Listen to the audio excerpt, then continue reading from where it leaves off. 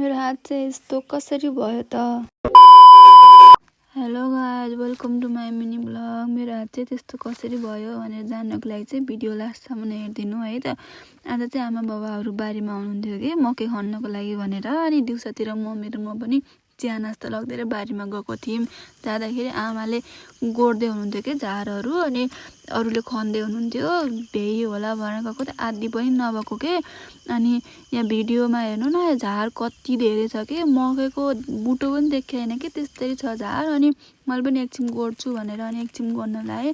धेरै त मैले गोड्न सकेन। अब मकैको बुटो एउटा पनि थिएन, पुरै यो सबै देखेको त सबै झार मात्रै थियो कि। मकैको बुटो खन्ने हो कि झार गोड्ने हो केही थाहा थिएन कि आजको दिन चाहिँ। अब मैले त धेरै गोडेन, 1-2 घन्टा जति गोडेको त मेरो हात त यस्तो भएको कि, यस्तो भएको थियो कि मेरो हात पुरै माटो अनि हरियो, अनि सबै दुखे पनि थियो। अनि बाबाले पनि त्यहाँ गोड्दै हुनुहुन्थ्यो।